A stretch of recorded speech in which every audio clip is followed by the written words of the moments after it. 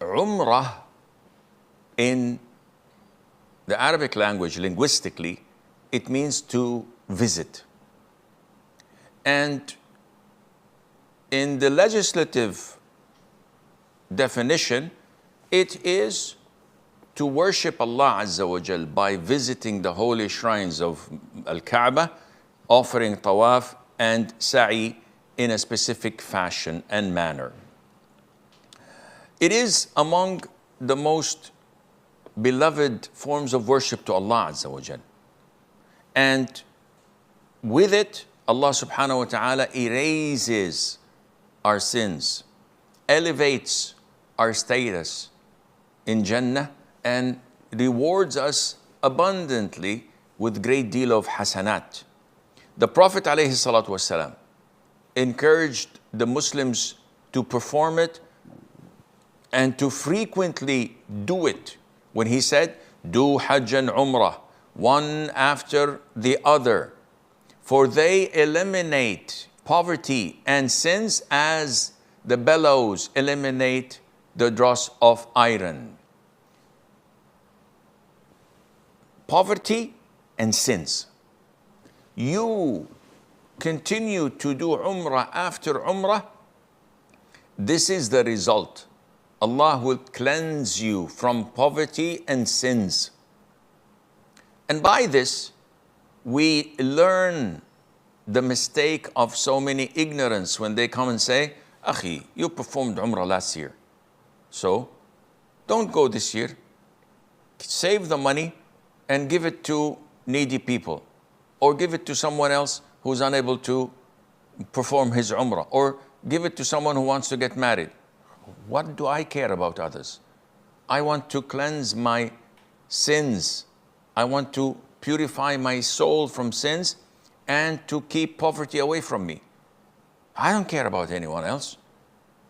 Me is who I am mostly concerned of, saving my neck from hellfire, not the others. So don't listen to people.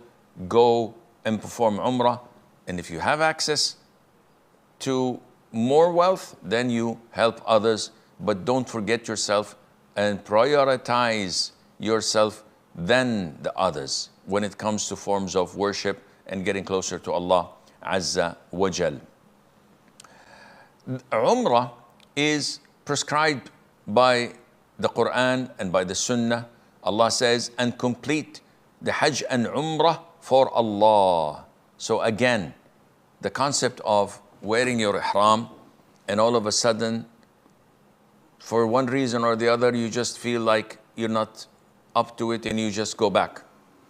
Especially in Ramadan, as we're approaching Ramadan.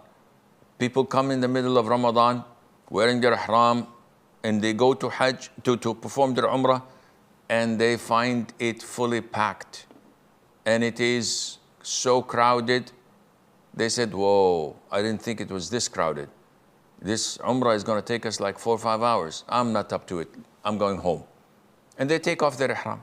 No, you can't do this. You have to complete your ihram and your Umrah as prescribed by Allah in the Quran. In the Sunnah, the Prophet said, alayhi salatu wasalam, from one Umrah to the next is an expiation for whatever sins come in between them. And this is a huge reward from Allah Azza wa Jal.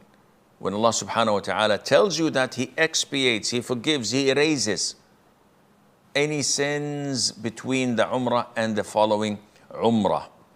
And the Prophet sallallahu alaihi wasallam performed Umrah himself. How many times? This is the thing that is disputed among scholars. The vast majority say that he performed them 4 times. But in reality, physically he performed them twice. So the scholars say he performed Umrah first in Al-Hudaybiyah. Then he made it up the following year in Umrah Al-Qada. Then he performed it while coming back from Al-Ju'rana, from Taif. Then he performed one with the farewell pilgrimage. In reality, the first one in Al-Hudaybiyah, he did not perform Umrah. he was blocked and prevented. So he went back. All his companions slaughtered their sacrifice and shaved their head. In the following year, yes, it was a full-fledged Umrah. And it's called Umratul Qada, which means that this is what the Muslims and the idol worshippers agreed upon. It does not mean that he made it up, rather it was what was agreed upon, or Umrat al-Qadiyya. The third one, which he performed from Al-Ja'urrana, known as Al-Sharaya today, yes, this was a full-fledged Umrah. The fourth one, which he performed with his pilgrimage, it wasn't a separate Umrah because the Prophet ﷺ was offering Qiran Hajj, which means that the Umrah was embedded, but it wasn't a physical tawaf, sa'i, and shaving of the head. So in reality, he performed two, but the majority of scholars usually indicate them to be in four, as we've mentioned. And the consensus of scholars, they agree that the Umrah is prescribed. What's the ruling on it? The ruling is that it is mandatory once in a lifetime. And the more you do it, the better it is. And some people do it once a month, no problem.